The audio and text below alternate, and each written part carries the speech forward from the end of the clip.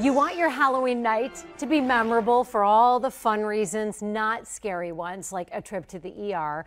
Dr. Lori from HCA Midwest Health joins us with some gentle reminders. These are really good to talk about before everybody already picks out their costumes. Right, gentle reminders. One, picking out the costume usually is your little one has a firm idea on what they want to be. Yes. And what you can do is navigate around some of the danger zones.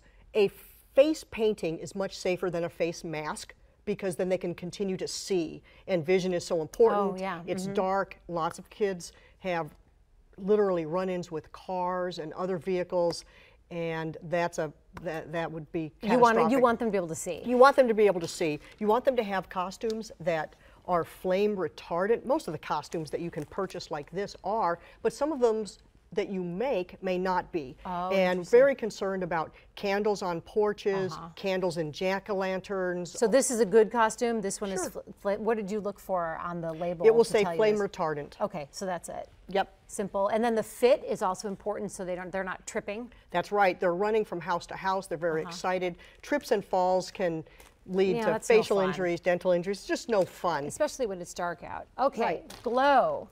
Glow buttons and glow sticks. Tell us about these. I mentioned a moment ago, the child being able to see is really important, but other people on the road being able to see the child is very important. Glow sticks, flashlights, maybe even carrying extra batteries are important. You can always buy strips of reflecting tape that you can put around wrists, that you can put around collars, around waist, that make your child more easily seen by cars.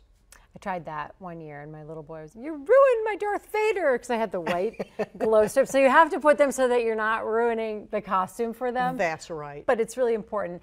Swords, exactly obviously, you want to make sure to dispense with anything that is hard, anything the child can trip over. Foam is fine. It's a great holiday. I love it. We love it in our family. But safety and just some common sense, really. Do you want your child to carry a hard plastic knife or something that's a better choice. This is a better choice. Pumpkin carving. Pumpkin carving. Let your child draw on the pumpkin, and you can actually carve the pumpkin. Okay. Don't let your child use the big knife to... Don't let them use the big knife to cut the pumpkin and then their fingers. Is this a kit that you recommend, the all-in-one carving kit? Sure. It has the something stencils that's too? sharp, something that's easy. There are fun stencils for children. But you know, freehand and creativity is good as well. I will say this, instead of putting a pumpkin on or jack-o'-lantern on your porch with a candle in it, put the jack-o'-lantern on the porch with a battery-operated light. Yes. Or put a string of lights inside and plug it in. Then you don't have to worry about any child knocking it over, potentially burning themselves, or catching their costume on fire. Dr. Lori, thank you very much. Very good.